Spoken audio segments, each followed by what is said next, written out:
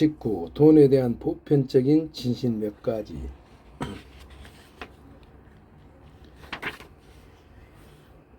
334페이지. 자존심은 줄이고 부는 늘려라. 저축이란 당신의 자존심과 소득 사이에 생긴 틈이고, 부는 눈에 잘 보이지 않는다. 따라서 미래에 더 많은 혹은 더 많은 옵션을 갖기 위해 오늘 내가 살 수 있는 것을 사지 않을 때 부가 만들어진다. 오늘 내가 살 수 있을 것을 사지 않을 때 부가 만들어진다. 당신이 아무리 돈을 많이 번다고 해도 지금 당장 그 돈으로 누릴 수 있는 즐거움을 덮어두지 않으면 부는 절대로 쌓이지 않을 것이다. 밤잠을 설치지 않을 방법을 택하라. 돈을 관리함에 있어서는 밤잠을 설치지 않고 안심할 수 있는 방법을 찾아야 한다. 이는 최고 수익률을 노려야 한다거나 소득의 몇 %를 저축하라고 하는 것은 완전히 다른 이야기다. 어떤 사람은 최고 수익률을 올리지 못하면 잘 차지 못한다. 또 어떤 사람은 보수적으로 투자해야만 제대로 휴식을 취할 수 있다. 누구나 자신만의 기준이 있다. 그러나 이게 내가 밤에 잘 자는데 도움이 될까라는 기준은 모든 금융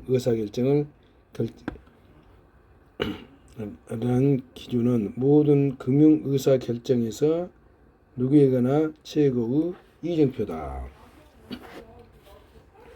시간을 보는 눈을 넓혀라.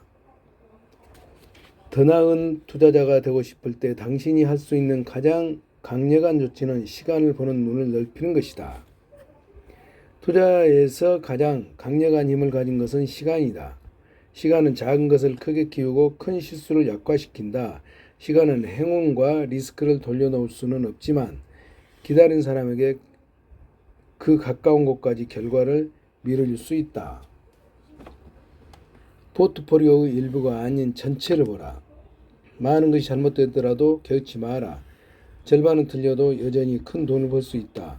왜냐하면 소수 작은 것들이 다수 결과를 책임지기 때문이다. 투자나 비즈니스에서 뜻대로 되지 않는 것이 있어도 편하게 생각해야 한다. 세상은 원래 그런 것이다. 내가 잘하고 있는지 판단할 때는 개별 투자를 보지 말고 전체 포트폴리오를 살펴야 한다. 투자자의 많은 부분이 형편없더라도 몇 개만 뛰어나면 괜찮다. 보통은 이같이 최고의 시나리오다. 개별 투자자의 초점을 맞추어 내가 잘하고 있는지를 판단하면 잘한 것은 실제보다 더 멋지게 보이고 실패한 것은 실제보다 더 후회스러워 보인다. 335페이지. 내 시간을 뜻대로 하는데 돈을 쓰라. 내 시간을 뜻대로 할 수 없는 것은 행복을 가로막는 보편적이고 강력한 장애물이다. 지금까지 언급한 말 중 가장 강력한 한마디를 다시 반복하겠다. 당연히 원할 때 원하는 것을 원하는 사람과 함께 원하는 만큼 오랫동안 할 수 있는 능력을 돈이 당신에게 줄 수 있는 가장 큰 배당금이다. 남에게 친절하고 자신에게 덜 요란해지라. 당신이 가진 물건에 열광하는 것은 당신 자신뿐이다. 당신이 고급 스포츠카를 타고 다닐 때 사람들은 차를 당신을 보는 것이 아니기 때문이다. 스스로 질문해보자. 나는 진정으로 무엇을 원하는가? 멋진 차, 좋은 시계인가? 아니면 사람들의 존경과 칭찬인가? 당신이 정말 원하는 것은 후자일지 모른다. 그런 것들을 얻은 확률이 더 높아지는 것은 자동차 배기량과 번쩍이는 시계를 통해서가 아니라 친절과 겸손을 통해서이다. 저축하라. 그냥 저축하라. 저축하는 데는 특별한 이유가 필요하지 않다. 336페이지였습니다. 계약금 비상시 의료비를 위해 저축하는 것도 훌륭하다. 그러나 예측이 불가능하다거나 정의할 수 없는 목적을 위해 저축하는 것도 최고의 이유가 된다. 누구에게나 삶은 놀랄 일들의 연속이다. 특별히 용도를 정해두지 않는 저축은 최악의 순간은 당신을 놀라 자빠지게 만들 수 의도 있는 사건에 대한 대비책이다. 성공을 위한 비용은 기꺼이 지불하라. 가치 있는 것 중에 공짜로 얻어지는 것은 없다. 성공적인 투자에도 비용이 드는 법. 그러나 가장 큰 비용에는 눈에 보이는 가격표가 없다는 사실을 기억하라. 불확실성, 의심. 후에는 돈이 세계에서 가장 흔히 볼 수 있는 비용이다. 이런 것들을 지불할 가치가 있는 경우가 많다. 이것들을 수수료, 무엇 좋은 것을 얻기 위해 지불할 가치가 있는 가격, 수수료로 보아야지 벌금, 피해야 할 처벌으로 봐서는 안 된다. 실수 여지에 항상 대비하라. 미래에 일어날 법한 그리고 내가 잘 살기 위해 꼭 일어나야 하는 일, 그 사이에 존재하는 간극은 당신을 인내하게 만든다. 이러한 인내는 시간이 지나면 복리가 마법을 부리도록 만들어준다. 혹시 있을지도 모를 실수 여지에 대비하는 것은 보수적인 방책처럼 보이지만 이 덕분에 파산하지 않고 게임을 계속 이어갈 수만 있다면 이보다 더 큰 값어치는 없을 것이다. 337페이지입니다. 인내는 시간이 지나면 복리가 마법을 부리도록 만들어준다.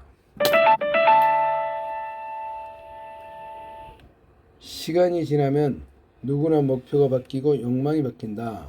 따라서 금융과 투자에 관련한 과거의 열정이 극단적이면 극단적일수록 변해가는 당신이 후회할 가능성도 커진다. 리스크를 좋아하라.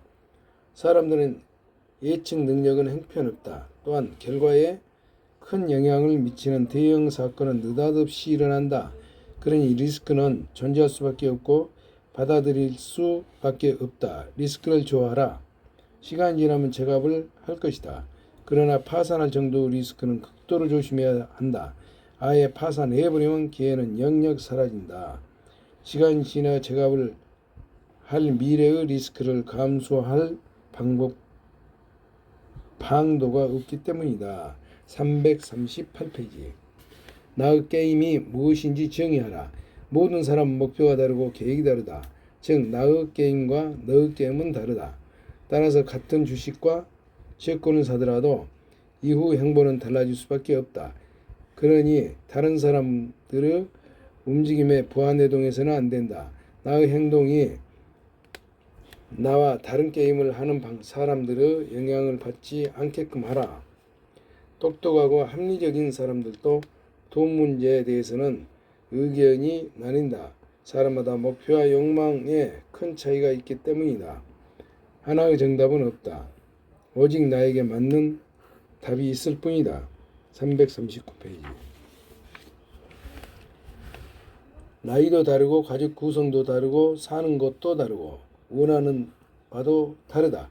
그러나 모두에게 통하는 진실은 있다.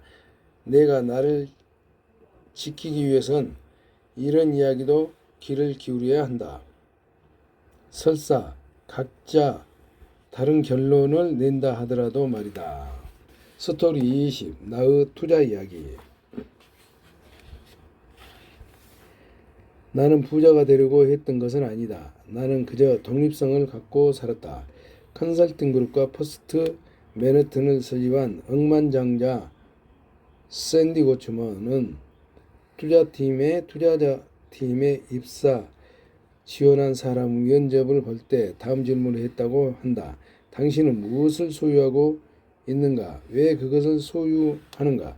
어느 주식이 싸다고 생각하는가? 혹은 어느 쪽 경제가 침체를 앞두고 있는가? 아가 아니었다. 당신이 당신 돈으로 무엇을 하고 있는지 보여달라. 그뿐이었다. 내가 이 질문을 좋아하는 이유는 말이 되는 것, 남들이 나에게 제안하는 내용과 직감적으로 옳다고 생각하는 것, 남들이 실제로 하는 행동이 크게 다를 수 있음을 보여주기 때문이다. 다음을 보자. 343페이지.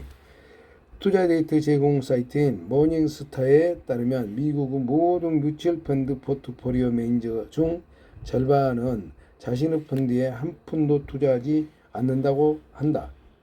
사악하게 보일 수도 있는데 어느 정도 위선을 보여주는 통계임에는 분명하다. 하지만 이런 일은 생각보다 흔하다. 서던 캘리포니아 대학교 의과대학 켄 머리 교수는 2011년에 의사들은 어떻게 죽는가라는 글을 썼다. 이 글을 보면 의사들이 말년에 받는 치료 방법이 환자들에게 추천하는 방법과 매우 다르다는 것을 알 수 있다. 머리 교수는 이렇게 썼다. 의사들은 다른 사람들처럼 죽지 않는다. 이래긴 것은 그들이 대부분 미국인보다 훨씬 더 많은 치료를 받는 게 아니라 훨씬 더 적은 치료를 받는다는 점이다. 의사들은 남들의 죽음을 막으려고 그처럼 많은 시간을 쓰면서도 정작 자신의 죽음 앞에서 상당히 평온한 경향이 있다. 의사들은 정확히 어떤 일이 벌어질지 알고 어떤 선택이 있는지 알며 대체로 자신이 원하는 치료법을 무엇이든 이용할 수 있다. 그러나 조용히 떠난다. 암 환자에게는 할 수 있는 온갖 치료법을 동원하는 의사들도 정작 자기 자신을 위해서는 그저 고통 완화 처치를 선택한다. 남들이 나에게 추천한 내용과 본인 스스로 하는 행동이 서로 다르다는 게 반드시 나쁜 일은 아니다. 그저 나와 내 가족에게 영향을 미치는 복잡하고 정서적인 문제를 다룰 때 정답은 없다 하는 점을 강조해 줄 뿐이다. 보편적인 진리란 없다. 나와 내 가족에게 맞는 진리가 있을 뿐이다. 내 마음을 편하고 밤잠을 설치지 않을 수 있는 방식으로 체크하고 싶은 칸에 표시하면 된다. 반드시 따라야 할 기본적인 원칙들은 있다. 이 점은 금융이나 의료나 마찬가지다. 그러나 스프레드시트나 교과서를 보면서 중요한 재무 결정을 내리지는 않는다.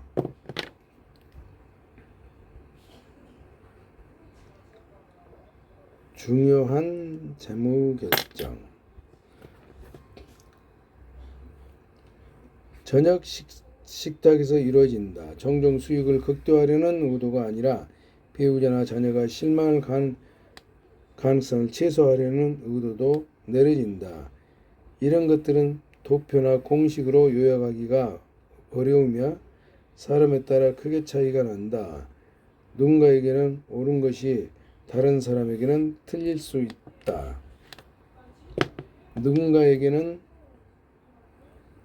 옳은 것이 다른 사람에게는 틀릴 수 있다.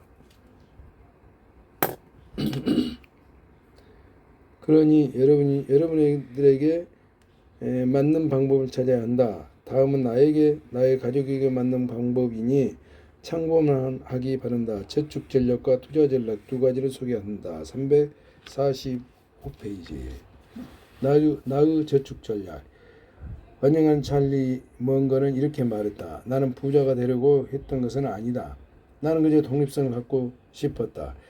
그렇다. 부자가 되는 것은 제쳐둘 수 있다. 그러나 독립성은 그럴 수 없다. 독립성은 늘 나의 경제적 목표였다. 나는 최고 수익률을 추구하거나 레버리지를 이용해 초호화 생활을 하는 데에는 관심이 없다. 그 두 가지 친구들에게 잘난 인상을 주려고 하는 게임처럼 보이고 모두 숨은 그림이 리스크가 있다. 그냥 매일 아침 나와 내 가족을 하고 싶은 건 뭐든 할 수 있다는 사실을 알면서 잠을 깨고 싶을 뿐이다.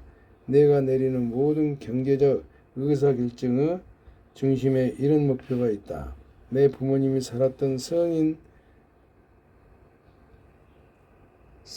기는 두 단계로 나뉜다. 찢어지게 가난했던 시기와 그들은 대로 잘 살았던 시기다. 나이 마흔에 자녀가 훨씬 셋일 때 아버지는 의사가 됐다.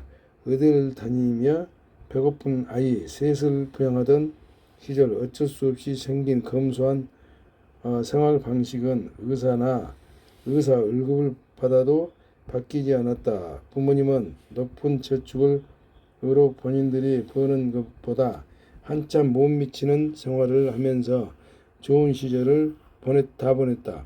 그리고 그 덕분에 어느 정도의 독립성을 얻었다. 아버지 응급실 의사였는데 내가 상상할 수 있는 직업 중 가장 큰 스트레스를 받으며 쥐약한 교대 근무를 서느라 힘든 시간을 보냈다. 346페이지.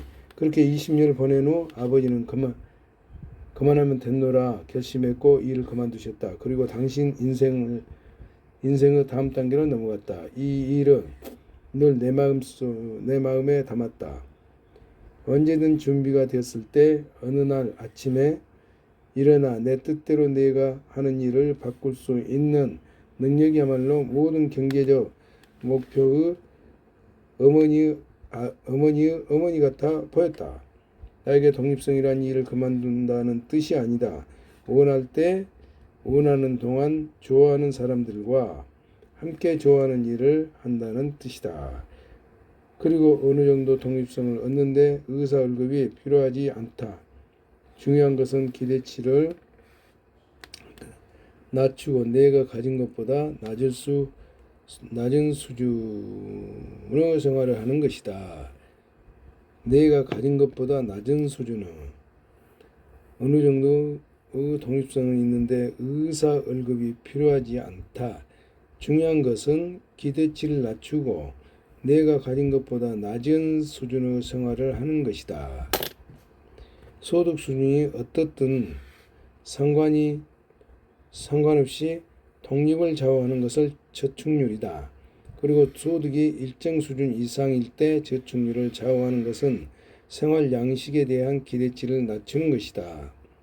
생활 양식에 그리고 소득이 일정 수준 이상 때 저축률을 좌우하는 것은 생활 양식에 대한 기대치를 낮추는 것이다.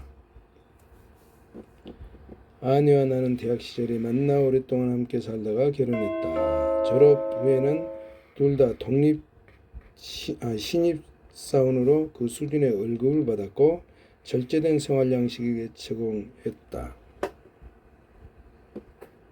생활 양식은 모두 정도의 차이다. 누군가에게는 그런대로 괜찮은 것이 누군가에게는 왕족 같을 수도 있고 빈곤일 수도 있다. 우리 소득 수준에서 그런대로 괜찮은 아파트, 괜찮은 자동차, 괜찮은 옷, 괜찮은 음식이라고 생각하는 것들을 가졌다. 편안하지만 고급과는 거리가 먼 것들이 있다. 347페이지. 10년 이상 월급이 올랐지만 나는 금융 분야, 아내는 의료 분야. 이후 우리는 대략 그 수준의 생활 양식에 머물러 있었다. 그 결과 저축률은 계속해서 높아졌다. 인상된 월급은 사실상 마지막 한 푼까지 저축했고, 즉 우리의 독립 자금으로 쌓였다. 금융 분야, 아내는 의료 분야. 10년 이상 월급이 올랐지만 이후 우리는 대략 그 수준의 생활 양식에 머물러 있었다. 그 결과 저축률은 계속해서 높아졌다. 인상된 월급은 사실상 마지막 한 푼까지 저축했고, 즉 우리의 독립자금으로 쌓였다. 지금은 우리는 가진 것보다 한참 낮은 수준의 생활을 하고 있다.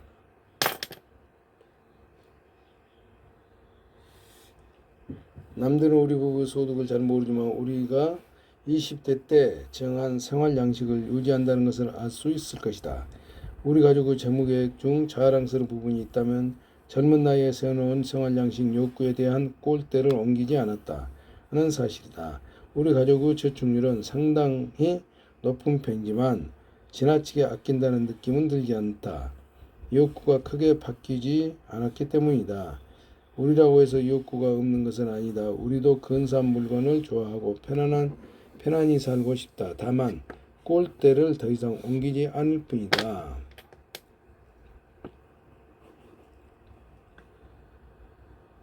우리가 욕구가 없는 것은 아니다. 우리도 근사한 물건을 좋아하고 편안하게 살고 싶다. 다만 꼴대를 더 이상 옮기지 않을 뿐이다.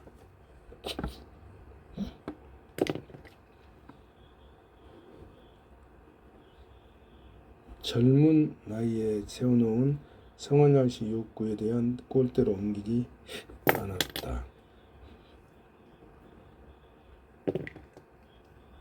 저축률이 상당히 높은 편이지만 지나치게 아낀다는 느낌도 들지 않았다. 이게 모든 사람에게 효과적이진 않다. 우리 가족에게 효과가 있을 뿐이다. 왜냐하면 서로 똑같이 여기에 동의했기 때문이다. 우리 부부는 누구도 상대를 위해 양보하지 않았다.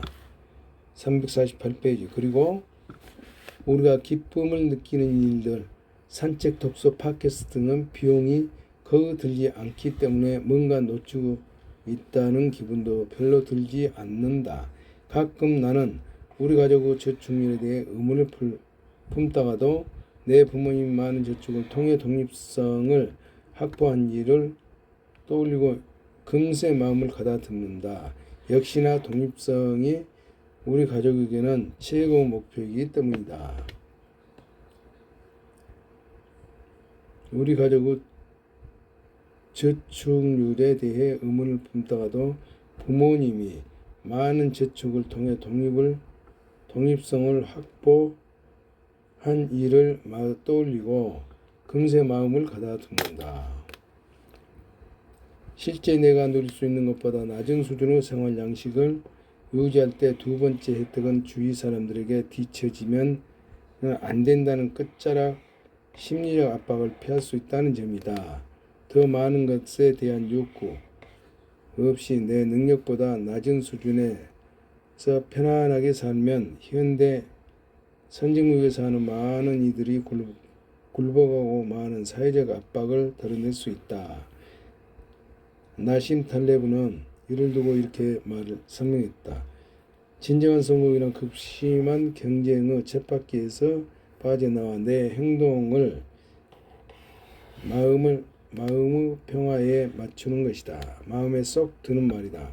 지금까지 나는 독립성에 워낙 초점을 맞춘 나머지 이론상으로 따지면 말이 안 되는 결정을 내렸다. 나는 대출 없이 집을 샀다. 금과 관련해 지금까지 내린 최악의 결정이지만 돈 문제와 관련해 내린 최고의 결정이기도 하다.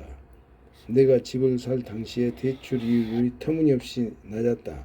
이성적인 조언자라면 누구든지 값싼 대출금을 활용하고 남은 저축을 주식처럼 수익률이 높은 자산에 투자하라고 했을 것이다. 349페이지. 그러나 우리의 목표는 냉철하게 이성적이 되는 것이 아니었다. 그저 심리적으로 적당히 합리적이면 그만이었다. 내 집을 소유하는 데서 오는 독립적인 기분은 내가 값싼 대출을 이용해 자산을 늘렸을 때 얻을 이익을 훨씬 능가한다. 매달 대출을 갚을 필요가 없다 하는 사실은 내 자산의 장기적 가치를 극대화하는 것보다 더 기분 좋은 일이다. 나는 내 결정을 흠결을 지적하고 사람들 혹은 절대 나와 같은 행동을 취하지 않은 사람들에게 굳이 내 결정을 방어하려 들지 않는다. 이론상으로 따지면 방어할 수가 없는 그 결정이다. 다만 우리 가족에게 맞는 결정이다. 우리는 이 결정이 마음에 든다. 이것이 중요하다. 좋은 의사결정이 언제나 이상적인 의사결정은 아니다. 살다 보면 행복할지 할 것인지 옳을 것인지 둘 중에 선택을 내려야 할 때가 있다. 또한 우리 가족은 대부분의 재무 상담가들이 추천하는 것보다 자산이 내 현금 비중을 높게 유지한다. 주택가치를 제외한 자산의 20%쯤이 된다. 이 역시 이론상으로 방어하기가 힘들고 다른 이들에게 추천하지도 않는다. 그저 우리 가족에게 맞을 뿐이다. 내가 그렇게 하는 이유는 독립성이 있어서 현금이 산소 같은 존재이기 때문이다. 더 중요한 이유는 보유한 주식을 어쩔 수 없이 파는 일이 절대 없기를 바라기 때문이다. 350페이지. 큰돈을 쓸 일이 생겨 어쩔 수 없이 주식을 팔아야 하는 경우도 최대한 0에 가깝게 만들고 싶었다. 아마도 우리 가족은 남들보다 리스크 선호도가 낮은 듯하다. 개인 금융과 관련해 배운 모든 사실을 종합해 볼 때 누구나 예외 없이 결국에는 예상 못하게 큰 돈을 쓸 일이 생긴다. 그리고 예상하지 못한 일이기 때문에 그런 지출에 대해서는 계획을 세우지 않는다. 우리 집 재무 상태를 자세히 아는 몇몇은 이렇게 묻는다. 저축은 왜 하는 거야? 집을 사려고, 보트를 사려고, 새 차를 사려고 모두 아니다. 나는 돌발 변수에 더 많아질 것에 대비해 저축한다. 그리고 비용을 대려고 어쩔 수 없이 주식을 파는 일이 없어진다. 우리가 보유한 주식이 최대한 오랫동안 몸집을 키울 확률도 높아질 것이다. 찰리 먼거가 멋지게 표현한 것처럼 말이다. 복리의 첫 번째 규칙은 절대로 쓸데없이 손대지 않을 것이다.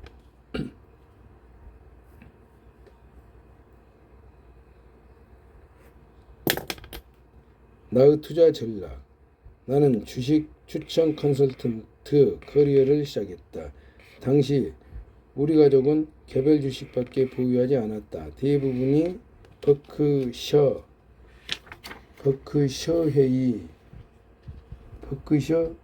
웨이나 P&G 같은 대형주였고 내가 가치 투자라고 생각한 중소형주가 일부 섞여 있었다.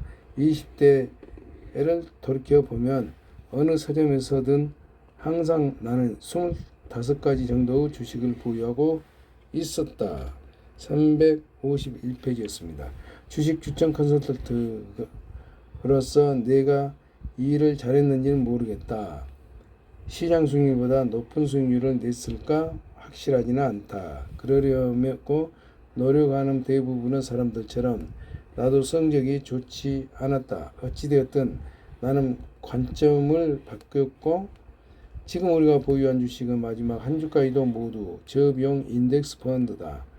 적극적으로 주식을 고르는 것도 나는 반대하지 않는다.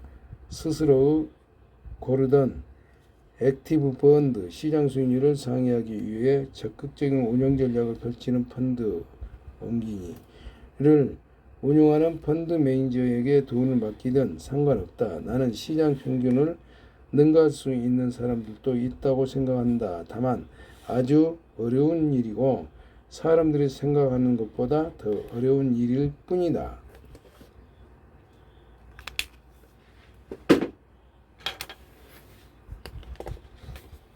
투자자에 대한 생각을 요약하면 이렇다. 모든 투자자는 자신의 목표를 달성할 확률이 가장 높은 전략을 골라야 한다. 그리고 내 생각에 대부분 저비용 인덱스 펀드에 정기적으로 일정 금액을 계속 투자해가는 전략이 정기적으로 성공할 확률이 가장 높을 것이다.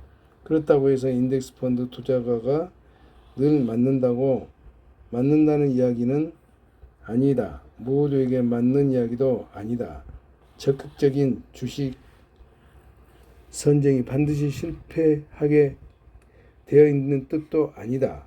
352페이지였습니다. 대체로 이 업계는 어느 한쪽으로 너무 고정되어 왔다. 특히 적극적으로 투자해야 격하게 반대하는 사람들은 말이다. 특히 적극적인 투자에 격하게 반대하는 사람들은 말이다. 시장 수익률을 이기는 것은 당연히 어렵다. 성공 확률은 당연히 낮다. 그렇지 않다면 모두가 그렇게 할 것이고 모두가 그렇게 한다면 기회는 없을 것이다. 따라서 시장 수익률을 이기려고 하는 사람들이 다소 실패한다는 사실은 놀랄 일이 아니다. 통계에 따르면 2019년까지 10년 동안 대형 액티브 펀드를 운용하는 펀드 매니저의 85%는 S&P 500 지수를 이기지 못했다. 시장 수익률을 이기려고 하는 것은 제정신이 아니라고 생각하면서 자녀에게 별걸 따보라고 프로 운동선수가 되보라고 격려하는 사람도 있다. 사람마다 선호하는 것은 다르다. 인생은 확률이며 우리는 누구나 확률에 대해 조금씩 다른 생각을 갖고 있다. 그동안 나는 저비용 인덱스 펀드에 꾸준히 수십 년간 투자했고 돈이 혼자서 불어나게 내버려 두면 우리 가족은 모든 경제적 목표를 달성할 확률이 높다는 생각을 하게 됐다. 이렇게 생각하게 된 데는 검도한 생활 양식이 큰 몫을 차지했다. 시장 수익률을 능가하려고 시도하는데 에서 비롯되는 추가적인 리스크를 부담하지 않고도 목표를 달성할 수 있다면 굳이 그런 시도를 할 이유가 없다. 353페이지.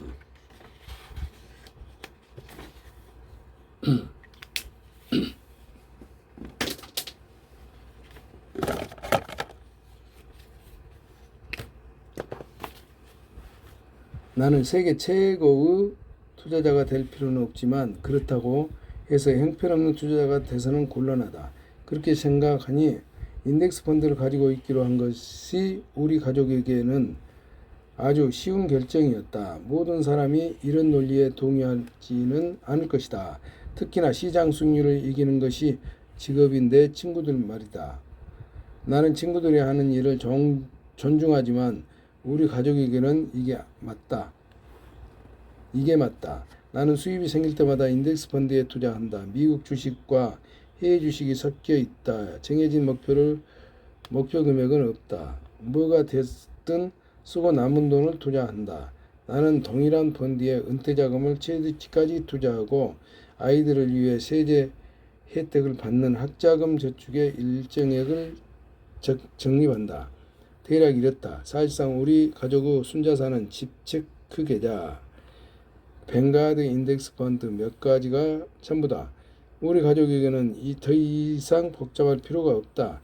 투자에 대한 나의 깊은 신념 중 하나는 이것이다. 투자 노력과 투자 결과 사이의 상관성이 거의 없다. 그 이유는 꼬리 사건들이 세상을 좌우하기 때문이다. 몇 가지 변수가 결과의 대부분을 책임진다. 당신이 투자에 아무리 많은 노력을 기울여도 당신의 전략을 크게 좌우할 두세 가지를 놓치면 좋은 결과를 얻지 못할 것이다.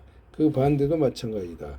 전략이 성공하는 데 중요한 몇 가지가 확실히 포함된다면 간단한 투자 전략으로도 훌륭한 성과를 낼 수 있다. 354페이지.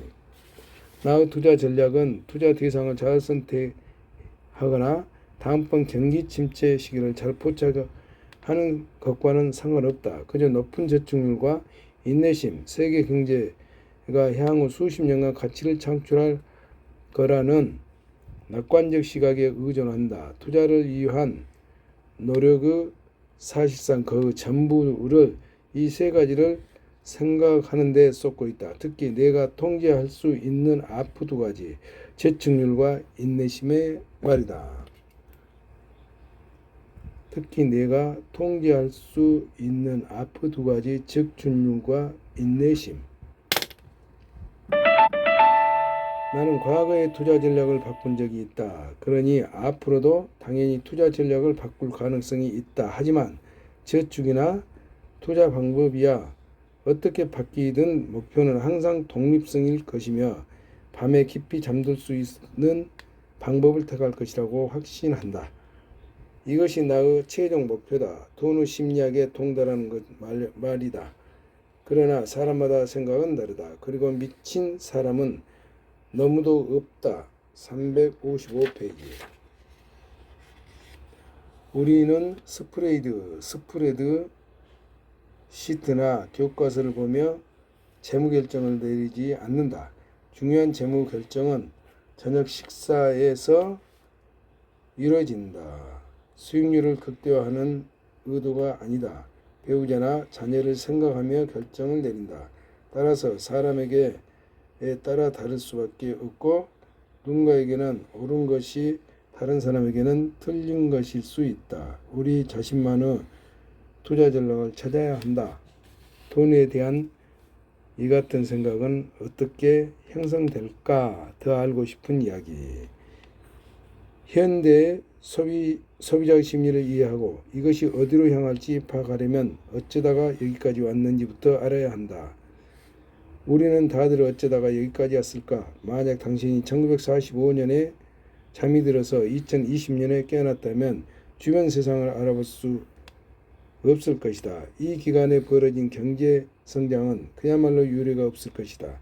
당신이 2020년에 깨어나 뉴욕과 샌프란시스코의 부의 수준을 봤다면 충격을 받았을 것이다. 이를 디트로이트 빈곤과 비교했다면 충격을 받았을 것이다. 주택가격, 대학 등록금, 의료비 수준을 보았다면 충격을 받았을 것이다. 평균적인 미국인의 저축과 지출 일반에 대해 어떻게 생각하는지 봤다면 충격을 받았을 것이다. 이렇게 이 모든 일이 벌어졌는지 어떻게 이 모든 일이 벌어졌는지 합리적으로 이야기를 구성해 보려 했다면 완전히 엇나갔을 것이다. 357페이지까지였습니다. 직관적이지 않고 미리 내다볼 수도 없는 일이었기 때문이다. 제2차 세계대전 이후 미국에서 일어난 일은 미국 소비자의 역사다.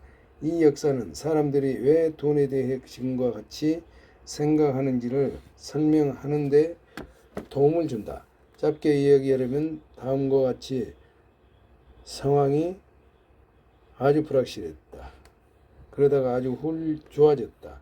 그러다가 상당히 나빠졌고 다시 정말 좋아졌고 다시 정말 나빴고 지금 우리가 있는 것이다. 나는 이 모든 사건을 서로 연결해주는 네거티브가 있다고 생각한다. 상세한 설명은 아니다. 하지만 어떻게 모든 것이 맞아 들어갔는지에 대한 이야기다. 이 이야기는 큰 사건들을 서로 연결해 보려는 시도이기 때문에 이 기간에 일어난 수많은 세부 사항은 다루지 못한다. 누구든 빠뜨리는 것이 있다고 지적한다면 아마도 나의 동의일 것이다.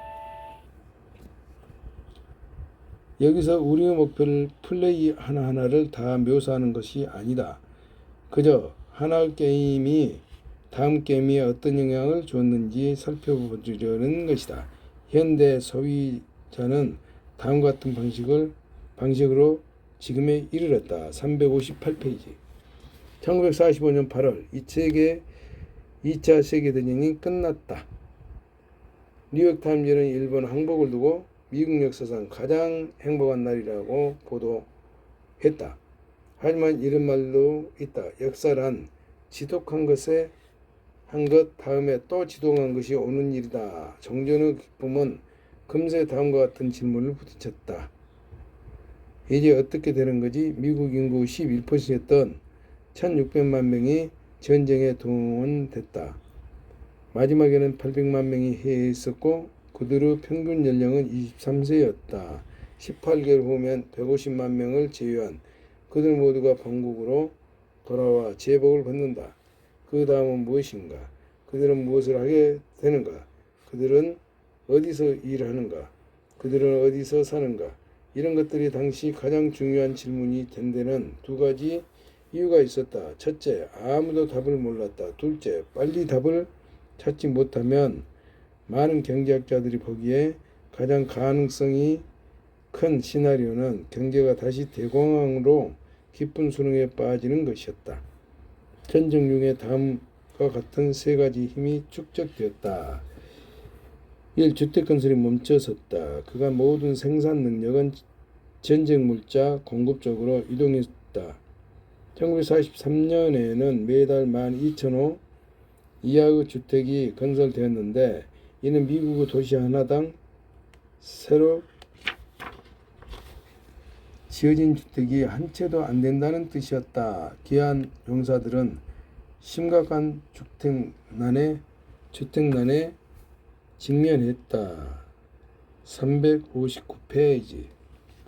2. 전쟁 중에 만들어진 특정 직업들. 예컨대 선박이나 탱크 비행기를 만드는 직업은 전후가 되자 갑자기 필요 없어졌다. 민간 부분 기업에서는 대단히 빠른 속도로 대량 실업이 이어졌다. 군인들이 어디서 일을 할 수 있을지가 분명하지 않았다. 3. 전쟁 중 그리고 전쟁 직후에 결혼율이 급증했다. 군인들은 엄마의 지하실로 귀환하고 싶어 하지 않았다. 그들은 당장 훌륭한 직업을 가지고 자기 집을 구해서 가정을 꾸리고 싶었다.